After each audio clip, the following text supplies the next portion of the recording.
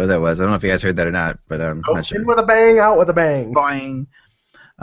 Yeah. So Toronto celebrating its 100th anniversary next year, Mike, is striking out on major events. It appears like right now.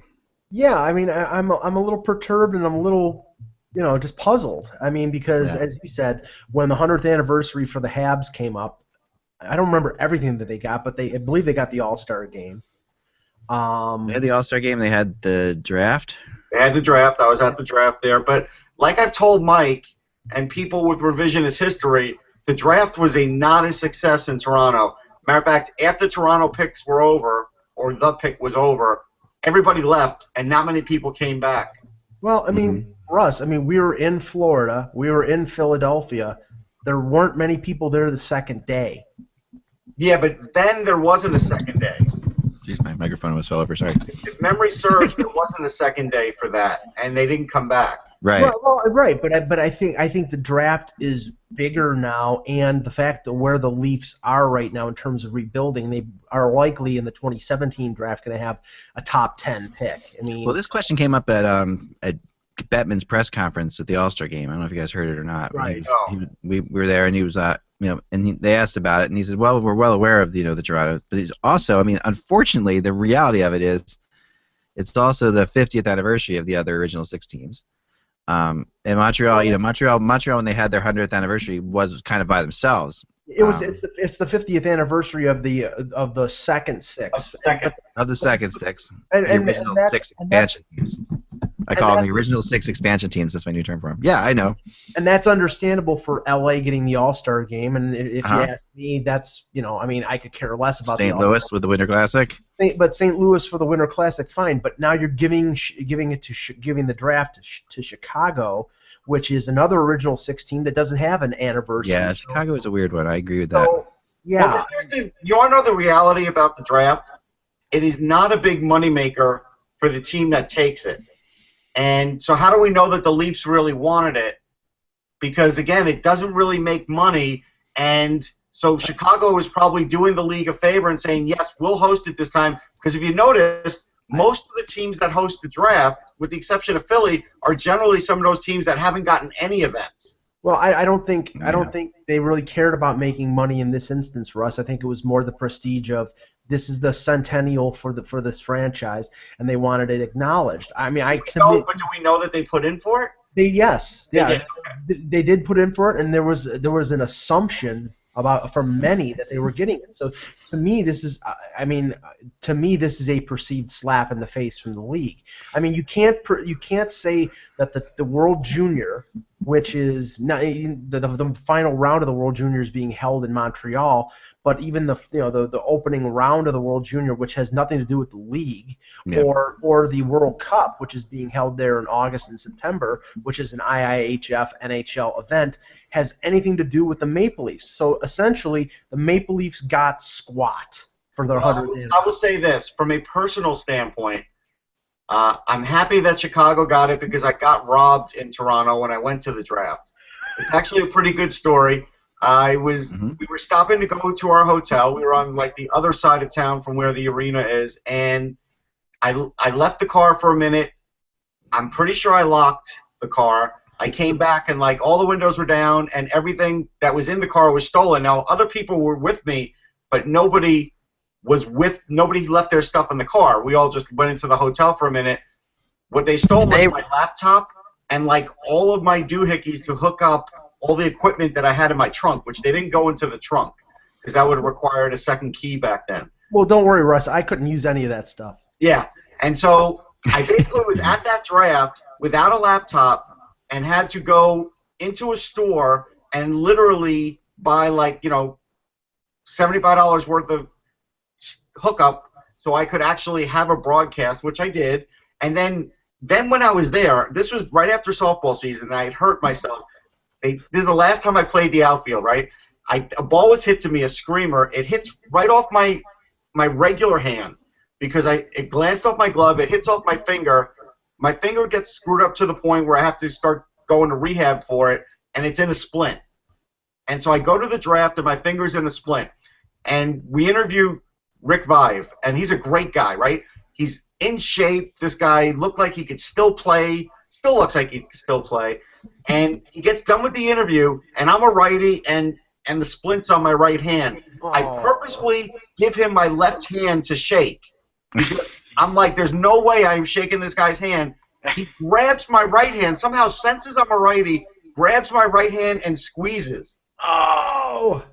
Oof. And I had to hide the pain, and that finger was bothering me like for another month after that. So in a personal way, I'm glad it's in Chicago. Well, I'll tell you this.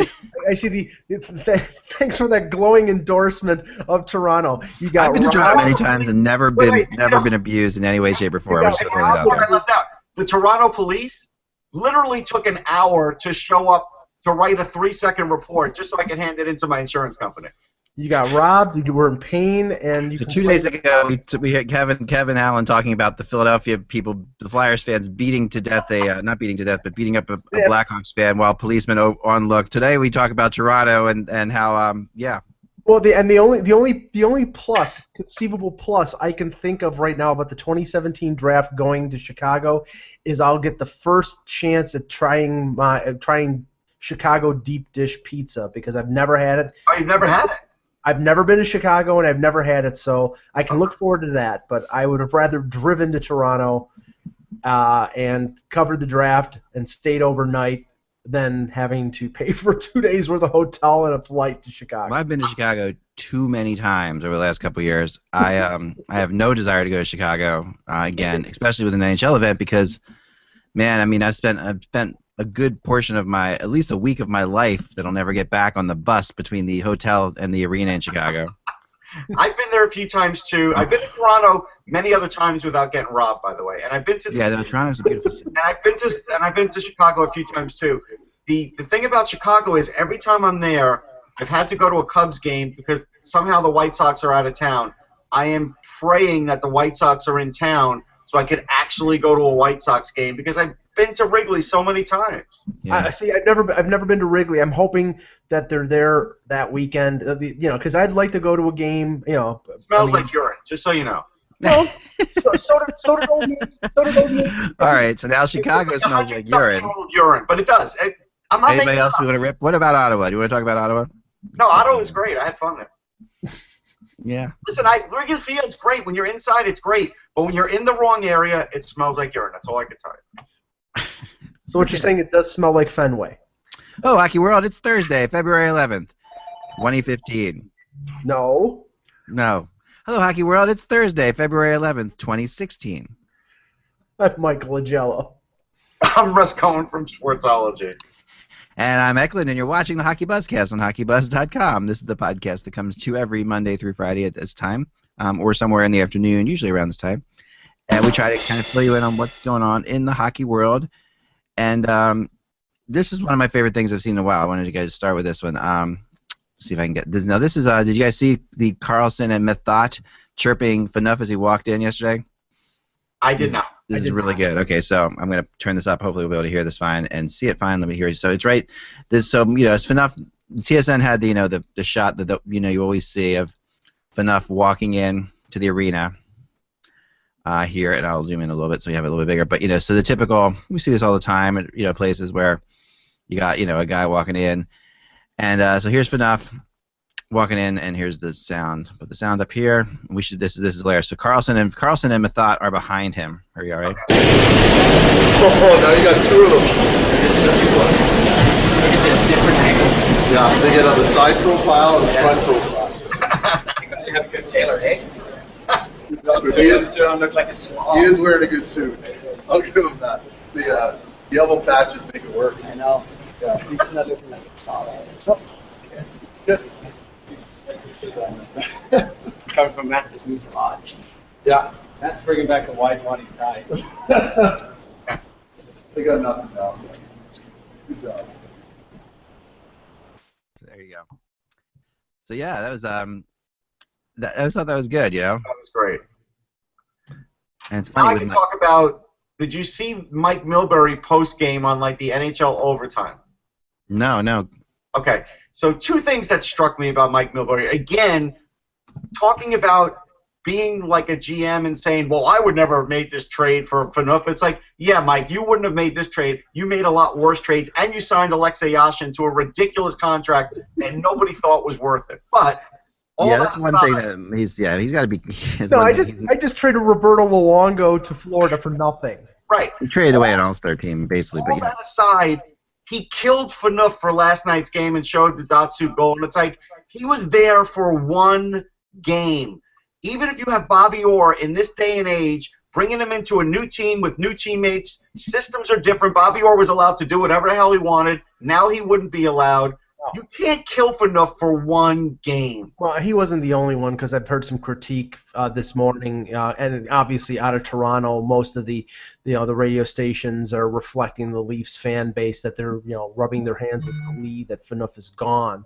But he got smoked. I think it was by Zetterberg on one goal. Zetterberg? Okay, I knew it was one of them. Yeah, on the second goal, and they did make the point that right now Phaneuf is playing out of position, because Phaneuf has played and plays better as a righty on the right side, a right-handed or a right D, and he has played right D for the Leafs the majority of the time. They tried him on the left side, and he's a left-hand shot, but he has never played left defense well. He's a left shot that plays right D, and they have him playing the left side with Cody Ceci. So, they're trying things out. It's a new team, right?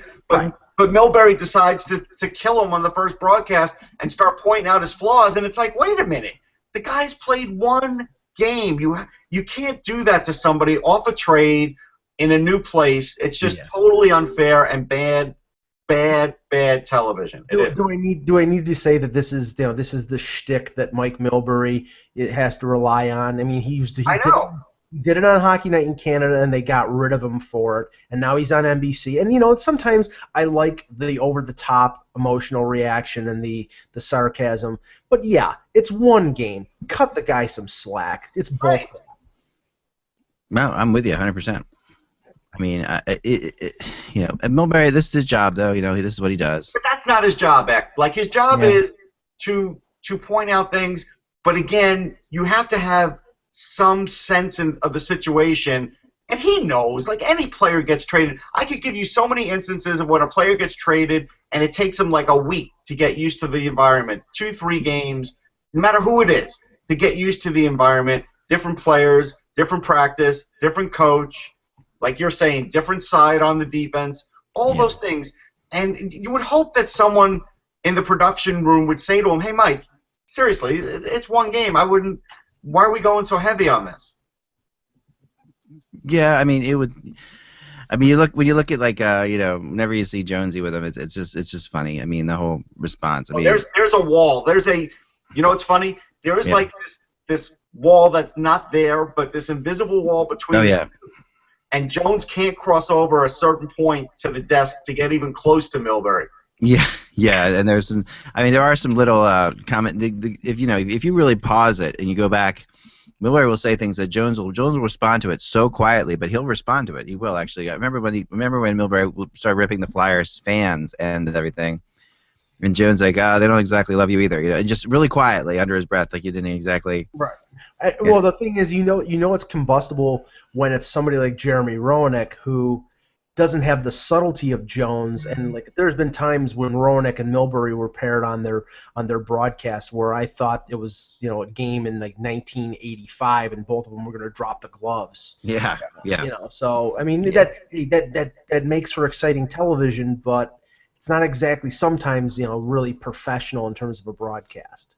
Right. No, and that's what I'm sort of getting at too. Like there is a point where we say, okay, look. We know we're in a world where there's all these hot takes and everything else, but I mean, sometimes you have to sort of take a step back. Yeah, no, I agree. I do agree. Moving into tonight, so last night, of course, Crosby is shut out, ending his point streak by the Rangers, leaving Shane Gostisbehere as the longest point streak in the NHL, which is he's currently at 9 games right now. 9 games, yeah. The chance to tie a Flyers record held by Michael Renberg of 10 games tonight.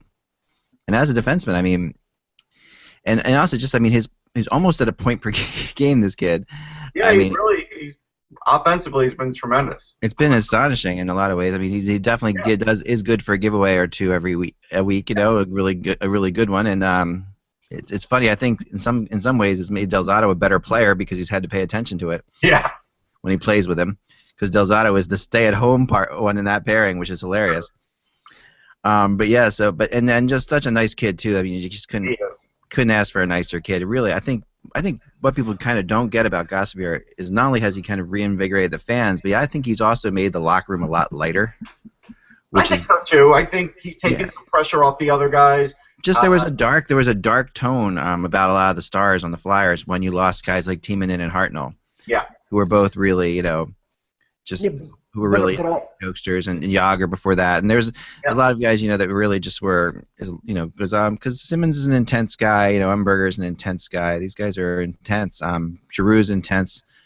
Mason's intense. I mean, these are some really intense characters. But Gosselaar is definitely one of those guys who just kind of is loving life and likes, even when he was getting sent back and forth, he was never a bad attitude or anything like that. But also the thing that has to have lightened up that locker room a little bit is to alleviate some of the problems like that happened. I mean, not to say LeCavier was making a big deal of it, but the pall that was being cast by a guy who was probably a Hall of Famer getting scratched every night, and being in the point of his career where I think he wants to contribute but just doesn't fit in. So him being moved out, even though he wasn't disruptive, I think probably lightened things up a bit. Yeah, for sure. That's fair. I do think that's fair. And I think tonight's game is important for them. Buffalo plays them hard. Buffalo's, again, a really big team like Anaheim, and it's going to cause matchup problems with no Couturier in there. And I like Nick Cousins, but when he goes up against a big team, it is a little rough for him. So, we'll see how it goes, but they need this win. If they really want to stay with it, I still think they'll be sellers. But they're on the bubble. You never know. They have had a very difficult schedule the last few weeks with some tough teams. But at the same time, so what happens now between now and the end of February? Here's who the Flyers play, and this is what we're gonna say is they do have a chance. They do control their destiny here. They're in a perfect spot. They could very well be in a playoff spot by the deadline if they play well through this, because they are So now they play Buffalo tonight. Buffalo obviously has given them trouble. Buffalo has always given them trouble, even when Buffalo was trying to lose. Sam Reinhart's red hot right now. Reinhardt's red hot. Evander Kane, actually, despite the fact he hasn't played that often against the Flyers, has been very good against the Flyers. Against the Flyers, he has been good. Remember, he had a really good game. Right, like the day before he was traded, he had a great game with the Jets last year. Who is he going to fight tonight? Yeah, I know. He's got a choice. I mean, it depends who they put in. Could be a guy like Van de Velde. My bet would be Radko Gudas. Yeah, Radko Gudas. Who, and it's like I've said before about I like Radko Gudas, but the Flyers are desperately missing like a Barrett Jackman or somebody like that is what this team needs. They would have last year they would have had another 5 or 6 points, and this year they would have another 5 to 10 points if they had a shut down defenseman. But when they're trying to kill it off at the end, they have guys like Mark Streit out there, or Mark Streit's a great defenseman too, but they don't have, and Radko Gudas is not even in the Grossman category as far as shutdown defensemen go that they traded away last year. But here's who they play. So they play Buffalo tonight. Then this weekend they play New Jersey. Now New Jersey always gives the Flyers problems. It doesn't matter how good they are, but New Jersey's good this year, and they're right there. Their teams are battling right next to each other practically. Then they play the Rangers, who the Flyers have played very well against this year. They've been battled. They've all been good games. They've lost a couple games in shootouts. I think three games in shootouts to the Rangers. But they won when it mattered way back when. But now that I'll just bring that up again, Russ, because I like to bring that up. Yeah, I know. Okay, so then next Tuesday they play the Devils again. Now in New Jersey. Then they play Montreal and Toronto on Friday and Saturday of next week. So that's that's always fun to take a swing through Canada this time of year. And then Carolina, another team they're in the battle with. Minnesota, who is a tough team, obviously struggling.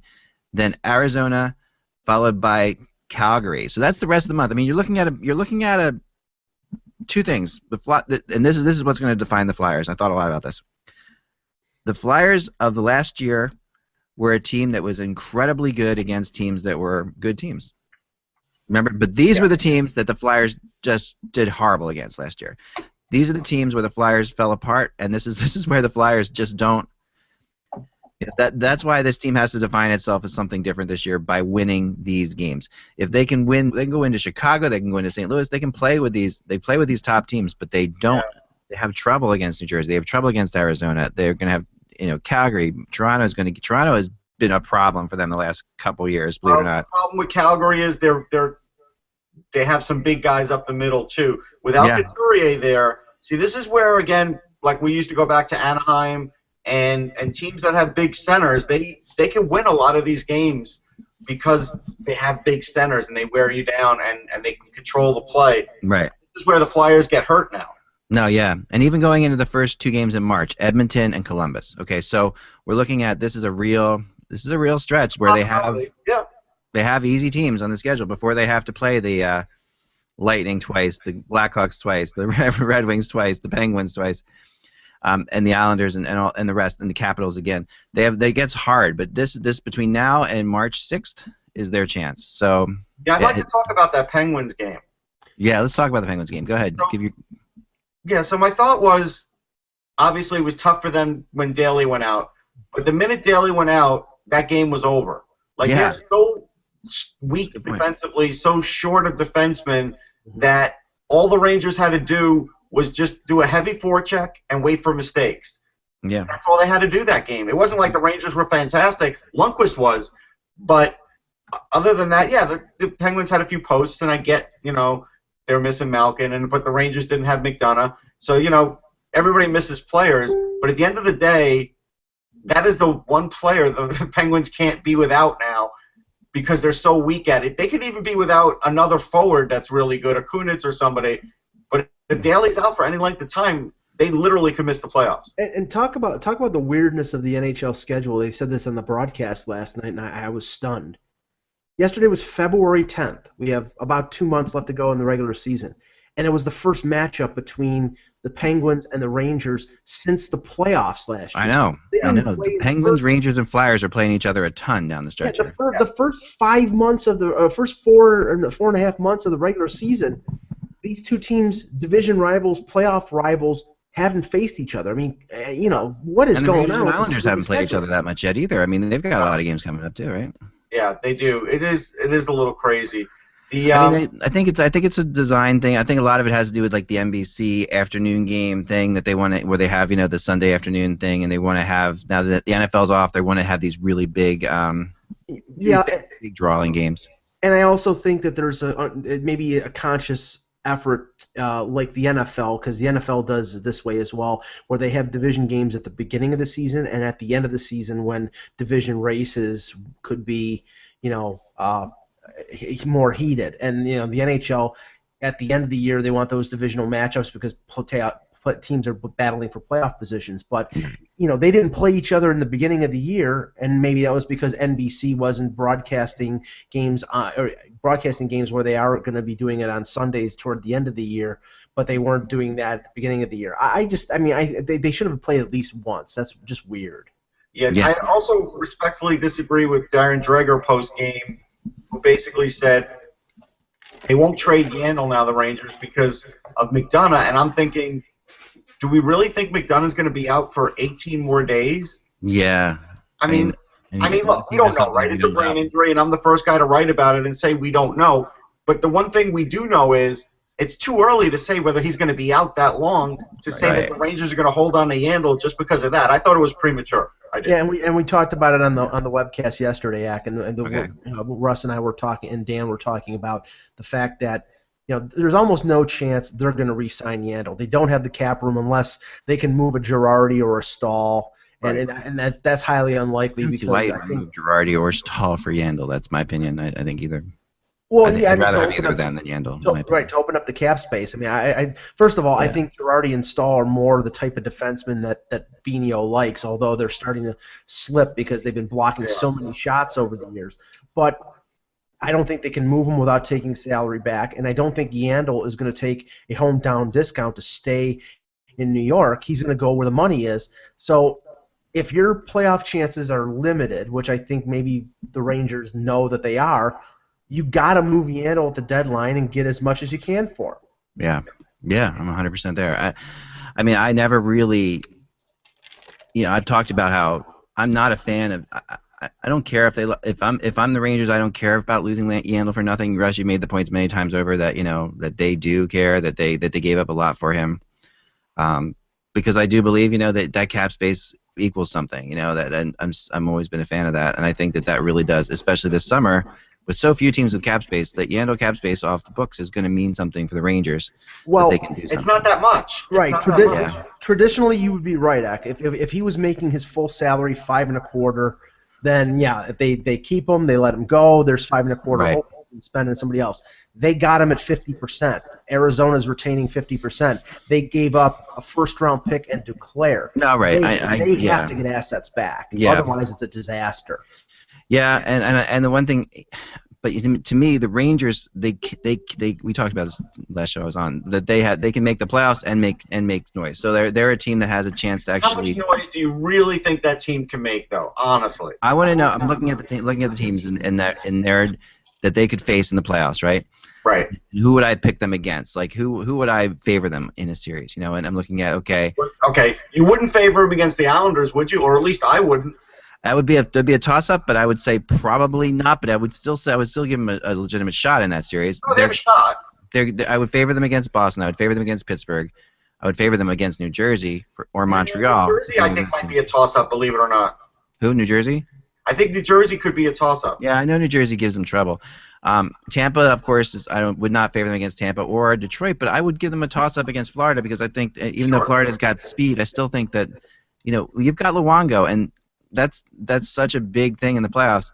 And I would give them a toss-up against Washington. Against Washington, who doesn't want to play them at all. Yeah, I mean, Right. Washington, who's a plus 56 goal differential right now. I know, it's crazy. But so the chances to me to actually even to make it back to the Eastern Conference Finals, if I had to put a percentage on it, I'd say it's like 25%. Right. Yeah, maybe. Yeah, I mean that's possible. But I'll still if I'm a betting person and I'm trying to pick a series, I still look at all the other goalies. Mrazek, okay, really good goalie. Luongo, really good goalie. Bishop, solid. Yeah, but it's more than goalies. They're all good enough to It win. is more than goalies. I mean, and there are a lot of good goalies in the Eastern Conference as I go through this list. But I'm just saying that at the end of the day, I don't know. And don't leave out Schneider, because Schneider is. Oh yeah, no, for sure. Snyder's tough. All those guys. I have a tough time thinking that I still don't have a tough time thinking this Devils team can make the playoffs. If they do, then there's your coach of the year in my mind, because that's a team that should not make the playoffs. But if they do make the playoffs, phew, that's something. And Let me ask you this, because this came up on Twitter, and I gave an answer to it, and you might have a different opinion. With Yandle, let's say they keep him and they go your way, and you're the Gordon calls you, and he keeps him based on your recommendation, which I'm sure would happen. So just go on, yeah. Mm-hmm. Of course. and so then we're into the part of when the season ends, that portion where the season ends, and we're getting ready for the draft, and so basically there is this new, and I don't know how new it is or if it's just for the CBA, and I don't know if I've not paid attention to it, that 5-day period where players could actually talk before they get re-signed. And so the kid was, a guy on Twitter was like, hey, there's this 5-day period. And I'm like, so why would anybody trade the rights to Yandle? And I said, to be first to talk to him. If someone feels like they really want him, doesn't somebody want to be first? Right. And the other thing, why you trade the rights to Yandle is also to be able to sign him to an 8-year contract. That's another thing. Like, if you have the rights to him, if you own him, you can sign him to an 8-year deal. You can do the 8 years. So there's two reasons. Which is another, and that's also your better chance. I mean, Yandle's not old, so he'll get an 8-year deal. And defensemen are going to be at a premium. I don't know if we're going to talk about rumors later, but we are going to definitely talk about rumors right after this. The Ranger fan love for Yandle is off the charts. Sorry, Mike. Is he any better? Because he's become an underdog, Russ. I mean, they've created that monster. I mean, it's not like they loved Yandle until he was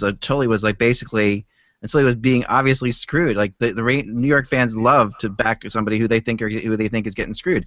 Right. I mean, that's what's wonderful about that city. I mean, they will defend people they think are being wronged, and they absolutely think Yandle's being wronged. They think he should be on every power play. Like I said, I mean, I can't. Again, somebody today, why isn't Yandle on the power play? Just every day when I talk to somebody, my buddy's a Rangers fan at work. He wants to know what's going on with Yandle on the power play. Like I get these calls from people. Yeah. Is he any better than Tom Pody in his prime? Yes. It's almost like they're trying to keep his offensive numbers down so he has less of a case in free agency so they can afford him. But I don't know if that could be. They could be that that is the result of what's Machiavellian. happening. That is happening for sure. But at Well, the same time, he hasn't seen major power play time with the Rangers until recently, and when he was with the Coyotes, that was his main claim to fame, was being an offensive defenseman who would jump into the rush and score on the power play. Go ahead. Gotten better defensively, I think, in New Sure. York than I thought he would be.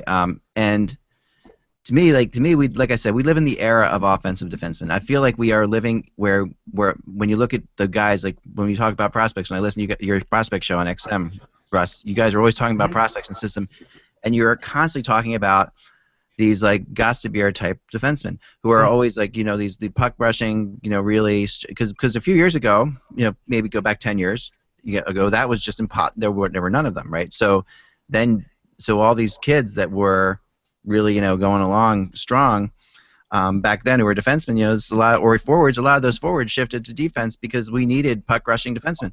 So we have a lot of, I think that's what we really have at the end of the day, is a lot of forwards playing defense, but we are so in need. That's why I say Girardi and Stahl, I would not move them, because those guys are rare. More rare now in comparison to Yandel. Yeah, but the thing you run into with those type of defensemen, and you've seen, and I keep going back to this example because it's the one that's the most obvious, was a guy like Jay McKee, who overnight went from a very effective shutdown defenseman to a guy who was getting big money and was a liability because he couldn't skate anymore, and he had blocked so many shots that it just took a physical pounding on him. Yeah. And that can happen, and you can see the signs of Girardi. Everybody's different, right? But Jay I know personally, so I know a little bit more of that story. So Right. It was a typical thing of basically what happens there is what happens when you sign a stay-at-home defenseman to big money.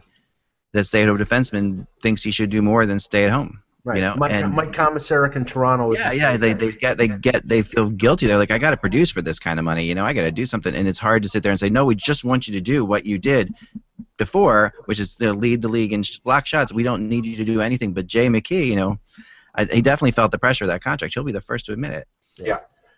So those contracts can be bad for those it's like stay-at-home defensemen to big contracts. That's why you don't see too many of them. I mean, honestly, I think that really when you think of the last big name stay-at-home defenseman who signed a big contract, try to think of that name for me. I mean, I can't even. Who was the last stay-at-home? Most of them have some offense in their game. Right. Well, I mean, Oscar Klefbom is not exactly an offensive wonder. He's more, Yeah, he's close, but Adam Larson is not exactly an offensive. I'll give you one. Erica Branson. Who? Yeah, Erica Branson, Florida. Okay. Yeah, that's a good one. And that's because that's a GM who knows how important that is. So let's move on to rumors for a little bit here. And Russ, you did an interesting statistical analysis of Pody and Yandel in our chat room here. Those are his first 2 years. He did fall off after that. Yeah. No, I mean he was an all-star for them. Yeah, he was an all-star for them. I didn't think he was as good as smooth a skater as Yandel. He was a pretty good skater. Was he really? Yeah. I mean, all I remember about him was he was. I'm just saying, people used to make fun of him because of his allergies. He was allergic to everything, and he would have the same kind of hiccups that Yandel would too. And I think he went to school with Julie Rebenheimer, as I remember. I think they went to University of Massachusetts together. But that's all we'll say about that. Let's move on to rumors. Okay, so my hot rumor today is, and what I've been spending all this morning doing, is talking about two rumors, one of which I cannot discuss yet, but maybe we'll be able to discuss later, hopefully. Maybe even by the end of the show if I get a text, because I told my guy, I'm like, people hate when I say that. So I'm going to try to let me talk about it. I just got a text, it says, it's a rumor that you will talk about the rumor. Yes, though that's true. We'll give an E3 to that one. All right, but I will talk about this rumor first. I will talk about Eric Stahl and the now thought that with Montreal actually sort of, having a little bit of a rebound here with 3 wins in a row, and suddenly some talk that Price might be back before too long. Even if that before too long is, 2 weeks before the playoffs were to begin, where Montreal in it, there's a lot of pressure here And I do believe that there is a lot of pressure on Montreal to make the playoffs. I don't think this is a team that's anywhere near thinking of tanking or anything like that. I think this is a team that wants to move forward. And Eric Stahl, who I know they wanted to avoid before, may be able to be convinced to go there. I was told. I mean, Montreal's a tough place for Eric Stahl to go with the kind of money he makes. He's giving up a lot of money by going there, even for a couple months. But then again, it's also, if you take away the money, it's playing for the Montreal Canadiens, which Eric Stahl, and I think most players that I talk to don't mind the fact that they can say that they were part of that history. So he can play a couple months, and he is really what they need. I mean, he definitely fits into their plans. With Price being on such long-term injury, you also remember that is a lot of money. It's a lot of cap space that they've gained from Price. And if Price doesn't return, even until the very end, they could. This is the potential of them being able to make a move here, and I do think they could still make a move for another goalie too. I still could see Scrivens ending up here. By the way, I've talked to people about that, but okay. First with Stahl. Yeah. I mean, there's been a couple reports that the Canes with Ron Francis and Stahl's agent are talking. That doesn't mean. I mean, I hate that. That does. I love the reports. Oh, we're not talking. Oh, yeah, just think about it for a second. What I was going to say, Ak, is that doesn't mean that there's not going to be a deal made. It could mean, okay, well, we're going to trade you, but we want to bring you back.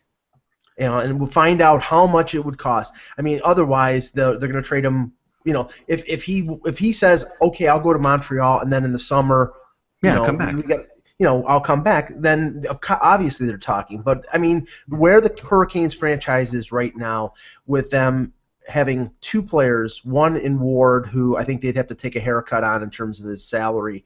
And they're into their lack. They're sold on lax. They're going to let that go, I think.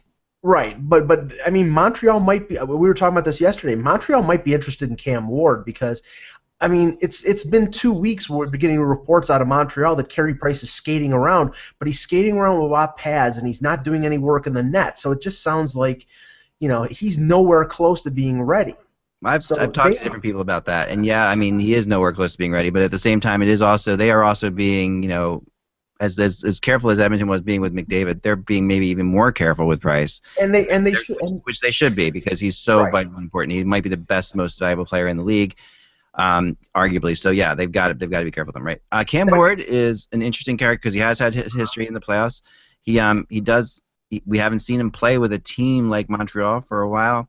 I do believe he's a better goalie with a better team in front of him, but at the same time, yeah, a little bit. But I don't know. He's not the same guy. I mean, I've watched this guy his whole career, as you have too, in good and bad, and he doesn't seem to even move with the same speed anymore. Right. What people forget about Cam Ward is even when they won the Stanley Cup, he was splitting time with Gerber. He was, yeah. I mean, he had a really good playoffs and was the better goalie, but they didn't even trust him that much then. I mean, we have to realize that Montreal is not going to. Montreal is the perfect setup right now if they're going to go for a goaltender to take somebody who is a pure rental, because we know that Price is. I'll argue that. I will, and I will. Right, I know. Here's who I will argue it with, Eck. Now that Jimmy Howard's on the market, if you could get the Detroit Red Wings to eat a little bit of his salary, $1 million of it, $1.5 million, Montreal needs a 2-year goalie like the Flyers had. Carey Price keeps getting hurt. He got hurt against the Rangers. They got eliminated for the playoffs. He got hurt this year. It may dump him from the playoffs altogether. They need a guy like Jimmy Howard. When it comes to picking up a capable backup goalie, I mean, that's. And I'm not. But here's the thing. I think they need more than that, because this is the kind of team that, if you get a Scrivens, you even get a James Reimer, they don't really have any playoff savvy. Go look at Jimmy Howard in the playoffs. People malign him, right? He's got a .919 playoff save percentage. He could play in the playoffs. Yeah. Oh, yeah. No, Reimer is the guy. I meant Reimer, not Scrivens before. But, for sure. I mean, they already have Scrivens, right? But the problem is, Russ, is that Jimmy Howard is under contract for another 3 years, making over $5 million. I mean, it's this year and 3 more. First of all, it would take more than just $1 million. I think it would probably take about 2, because they have to be paid high backup money. They're not going to be paying over $10 million in goaltender salary. That's why a rental makes sense. And they can Because nobody's ever done that before? The well, Islanders? no, but teams that have no concept of the cap, like Dallas. I mean, I think the situation in Dallas is stupid. Let me Let's, ask you this. Let's This is log out for a second, Mike. For a second I'm there. gonna log out. Go ahead, Russ. Hypothetically, next year, Montreal goes into another season, Price Yep. gets hurt again, and they have Scrivens or somebody as a backup. Do you think they're making the playoffs? No. No, they're not. No, I mean they need to get a goalie that they can trust. It does make sense to a degree. You need to get either an Somebody experienced, more than just the average backup. more than just somebody who's played some key games before, Yes. who's played in some pressure situations, and that in a way that's what the Flyers were originally doing with Emery, Right. that they got a goalie who had lost a little bit, but he still had played in he played in the Stanley Cup final. He had experience, and Emery was good in tough situations. He was able to pick up his game. And that's why I think Reimer makes a lot of sense because he's played in the division for years. He has playoff experience, only one round, obviously, but he has playoff experience. His salary is $2.3 million, so it's not going to be a big cap hit. The Leafs would even take back a salary to make that basically a wash in terms of cap hit, and the Leafs are interested in futures. So to me, it would be a low-impact move if Montreal added Reimer. And to even add to that speculation, I know that there were the Canadians played 2 games last weekend in Montreal. There was a Toronto contingent there on Saturday and 1 Toronto scout on Sunday. So I think there's a possibility there. Let me ask you this, Eck, because this is something that Mike and I were toying with. The Canadians trading with Toronto, I think that's the last person they want to trade with because good or bad, it's like the Mets traded with the Yankees. They have to hear about it forever. And it gets analyzed to death. Yeah, it depends on the kind of trade. Like a goalie is the one thing you can maybe get away with because it's that goalie. If you're I don't think Phaneuf would have been traded to the Canadians. Put it that way. Like I think that's too much. A goalie like Reimer it's a rental. It's a rental, right? And they can have a very good shot at getting him back. I mean, to me, there's no reason. Going back to Eric Staal just for a second before moving on. To me, there's no reason for them not to trade Eric Staal if they know he wants to come back. Right. Like if they know he wants to come back, and this is beyond like I know Kevin says, and it's true. You have to worry when a guy gets traded to a team, he may actually love it there. He might think that wow, this is a whole different. I've seen the other side of the world, and But Eric Stahl's been in the Olympics. He knows what it's like to play with different teams. He's not just a Carolina Hurricane. He likes playing with his brother, and his other brother Jared's still in the organization. Jared's still in the organization, and his kids are really established. I mean, the whole thing is very established for him, and I can see him being like going to his wife and saying, "You know what? I'm going to go try to do something here. Montreal can actually fit me in the cap because they have the space to do it. Most teams can't. They're a possible playoff team. They are Montreal. If I get there and they get Price back and we make the playoffs, I got a shot. I got a shot at making a good run here." So to me, that's the most attractive team to him because he's going to also he jumps in and immediately becomes the first or second line center on the team, which is another. Which how many teams can you do that? How many teams have the cap space that are in the playoff run that could actually say that about? But we have to also consider this. Ottawa maybe. Carolina's got 57 points in 54 games. Montreal's got 58 points in 55 games. Oh yeah, no, I know. 1 point difference, and I know. We're talking about contingency plans here. I mean, we're talking about 3 weeks from now. So if they're still right now a point apart with Carolina with the game in hand, no, that's not happening. I mean, because if Carolina still is within shouting distance, like I'm going to say 4 points of a playoff spot at the end of February, no, they're not going to. But if they're 8 points out of a playoff spot at the end of February, sure, then it's a different game. But with Carey Price, do we know is this the same knee that knocked him out of the playoffs? I think it is, from what I heard, yes. And then, which is why all the controversy about why he didn't get surgery. Right. Which is still a controversy. But at the same time, it's kind of good for him. I mean, it's like surgery is surgery. Like I've got a son. Why I've missed a lot of shows this week. I've got a son upstairs who I've been with 24/7 when I haven't been here, and this is the only time I've been without him. Who's recovering from surgery, and surgery is surgery. It's not. Things can go wrong. Like my son he may have had an infection, and it's crazy. Things can go wrong, and if they're telling you can possibly get away without surgery, then you get away without surgery. Well, and I've used this analogy in comparison before, but you got 2 pitchers in Major League Baseball pitchers are as finely tuned as goaltenders are in hockey. Matt Harvey put off the surgery and then had it. Right. Masahiro Tanaka for the Yankees had a tear in his shoulder. He rehabilitated and he got through the season fine. It's sort of a hit or miss. I mean, with something in terms of a chronic knee injury, if it's the same one that he hurt when Kreider bashed into him, and now the same one that he hurt this year, if it's twice, you get it surgically repaired. Maybe you try to rehabilitate it, but it was supposed to be 6 weeks, and now it's going on 10. Right. So you're getting to the point now where if he's not back by March, then you're talking 6 months till training camp. You get the surgery. At a certain point, they're going to shut him down and say he's going to have the surgery and we'll repair it. If surgery can repair it, that's the question. I mean, we don't. There's so many different kinds. It's not as simple as just. I mean, I've talked to doctors about this. There are all different kinds of ways you can mess up your knee. Like this. Some surgeries are obvious that knee. Oh yeah, that sometimes some knee injuries are like, yep, that's a surgery knee injury. You'll be fine. You get surgery, you'll be fine in 2 weeks or you'll be fine in a month or whatever. But there's got to be something more to this. There's got to be a reason he's not getting the surgery. I really think, and I think that because he wants to get back, and any person who's hurting, if they tell you this surgery is the way to go, and that there's no risk or whatever, then yeah, I mean minimal risk. There's always risk, but minimal risk. I want to talk a little bit about the rest of the season. That's where the frustration falls in for him, I'm sure.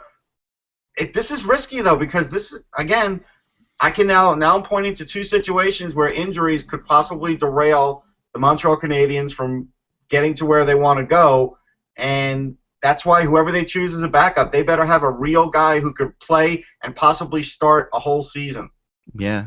If you're Carey Price, think about that. Are you a little pissed off about what's happened with the team since you've been out? I was thinking about this the other day. Like I'm just if you're Carey Price, I would think he's not thrilled. Yeah. I mean, he's got to be like, come on, guys, like you're not this bad, and putting on that because it does make him look great, and granted, but at the same time, it puts a lot of pressure on his return. It does. That you don't need. I mean, it's one thing to try to come back from an injury under normal circumstances. Another thing to come back from an injury when that's going in Montreal. Like if there was any way that he could play, he'd be playing. Like he wasn't under pressure before. I mean, I know, but this is. Ask Patrick Waugh what pressure is when the owner sits behind you and screams at you every game. Yeah. I know, but this is like the fulfillment of the prophecies. What has happened in Montreal, and it's not what anybody wanted. It's like everyone. You can't talk about this kind of thing. You're out of this because you are out of this. You can't. It's like me from the Rangers. We can't do it. Or the Devils. All right. One quick thing before we get into the next rumor. Minnesota, who has played terrible hockey, and they're 1-7-2 in their last 10. Mm-hmm. Still are 3 points out of a playoff spot with 3 games at hand. Mm-hmm. And it makes you want. What's crazy about this? And then you look at the Devils, who have played incredible hockey. They're 6-2-2 in their last 10, and are still not in the playoffs, despite playing incredible hockey. And it just, to me, we're seeing way too many 3-point games. We're seeing way too many. And I know this is an old argument, and I'm not going to get into it today, but we really need to be addressed because if you have a good start, I mean, look how long it took Montreal to fall out of the playoffs, and even now, after playing about as bad as you possibly could have played, for a long time, they are still like 3 points out of the playoffs, right? So, yeah. Well, I mean, but the thing is that they were 6 at the low point. They were 6 points out. Even then, though, I mean, there's no reason the team can win 4 games since Thanksgiving and still. And they won 3 games in a row. That's it. They won 3 games in a row, and they've narrowed the gap from 6 to 3 in less than a week. So, but that's 6 points, and they've narrowed it 3 points. That's what I'm saying. This is the kind of thing like it's what's this. I hate this system. I hate watching games where teams are shutting it down the third period and trying to get ties. I hate the concept of like, oh, we better at least get a tie out of it. I hate that in my head. We got our point.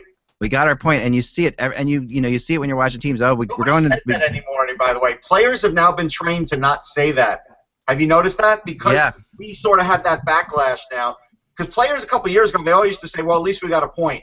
A lot of players think about it though.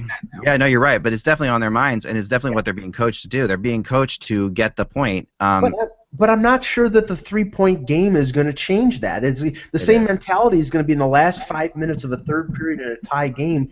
That these teams are not going to open it up to get the extra point. They're going to say, okay, we're going to get something out of this, so let's get the point. Let's get no, at least because one if you point. get if somebody's chasing you, okay, and you get 1 point for a tie, or a loss in overtime, or whatever you want to call it, you get 1 point for that, and the team that's chasing you wins in regulation, and they get 3 points. They have picked up 2 points on you. That is significant. That's how ground can be made up in that system. It's to me it's a no-brainer. Anyway, let's move on to Jonathan Duran. Duran is heating up again, and like we said before, I've gone back and forth on this so many times. I think now that he's going to get traded by the deadline. I've had different situations where people have told me he's not going to get traded by the deadline, but I think more people now think he is than he isn't.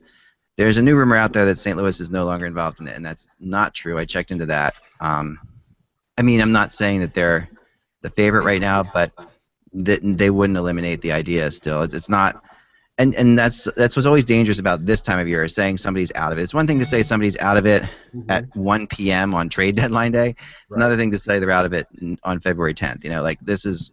St. Louis is not out of it. They could get back in it, or they could. Right now, really, no one's in it because the price is so high that I wouldn't say that anyone is going to pay this price. Remember what we heard Yzerman's price is? Another similar prospect that was drafted similarly that's on a rookie deal. So, who could you trade? Vancouver could trade Jake Virtanen. It's right. have to be that kind of guy. A guy was taken in the top 5. Yeah, or the top insane. 10. No one gets a few years left. Right. No one gets.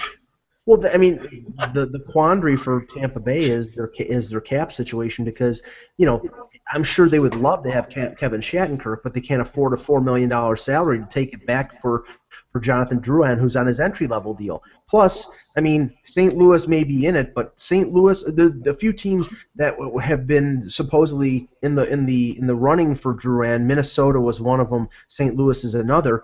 Minnesota's without Jonas Brodin, so Minnesota has never been in it though. That's just. It's been out there in terms of other sources. Yeah, no, I know, but they've been rumored to be a part of it, but right. And the pink elephant in that room is Mike Yeo. They keep hanging with them. How long do you let this season go by and possibly not make the playoffs and then fire Mike Yeo? Doesn't that seem like they didn't do enough at that point? They won't fire Mike Yeo I don't think. Do you not find it a little crazy? I do, but they really. Yes and no. Yes, it's crazy in terms of what we're used to in the NHL. No, in terms of. I'm not even saying what we're used to. Look at the talent on that team. Mm-hmm. Yeah. Well, that's a good question because look at the talent on that team. When there is not. There's Vanek, there's Suter, there's Parisi. They have a lot more talent than a lot of other teams. Suter and Parisi, but Vanek is Vanek. But the thing is that they're a team without big stars. There are a lot of really good players and there's depth there, but there's no one great player that right. Parisi used to be great. Now I think he's still a very good player, but he's in his early 30s, maybe starting to slow down a little bit. Right. But Mikko Koivu is not having a particularly great year. Vanek was. Zucker's been in and out of the lineup, but they've got a lot of guys, Mike. They do. Franklin. They've got a lot of skilled players. They have a lot of skilled players. Right, but the thing is that median level and those young prospects, guys like Coyle, guys like Zucker is having a terrible year this year. Oh, injury. They have some younger defensemen like Dumba and Spurgeon. Who's really stepping up right now? And I don't think anybody really is. And no one is really stepping up at this point. And the difference between them last year and then this year is Dubnyk had a season. If Andrew Hammond hadn't had that run in the last 2 months, everybody would have been talking about Dubnyk and how ridiculous his run is. He's having a good year, but he's not having a year like that, and they need that kind of superb goaltending to get into the playoffs. And right now they're on the outside looking in. Yeah, and they could be. They're. I've talked about Duran. 2 teams that I'm pretty connected with that have talked to me about Duran that have said no way are Nashville and Minnesota, and these are 2 teams that I feel pretty strongly about that they now that whenever somebody tells you something, like I've always said, it has a shelf life to it. Okay, so I will go back and check again to see if there's any interest now in him, but I know Drouin especially, and Pete Weber brought it up too, that they were thrilled that they didn't have to pick him at the draft for whatever reason. They were not high on him. I don't know.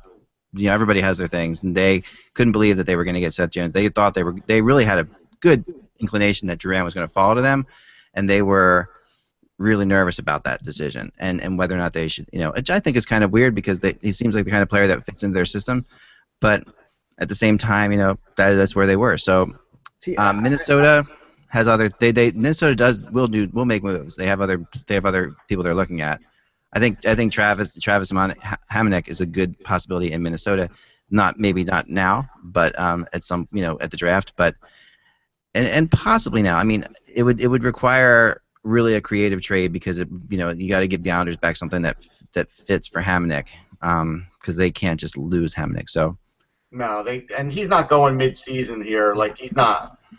Yeah. I mean, honestly, I would be very stunned if Durant gets moved before the deadline because I wouldn't be. I mean, and I could be wrong. I've been wrong many a time. But all I'm saying is he's been out of action now for 3 weeks. Any team that's trading for him, and obviously they're looking at him as a long-term asset. But you would think that if it's a team that's in the playoffs, they want this guy to come in and actually play, not play for their AHL team. So you're getting a player. You're going to get a player who's going to be rusty. You're getting a player who's going to cost you a premium prospect. Right.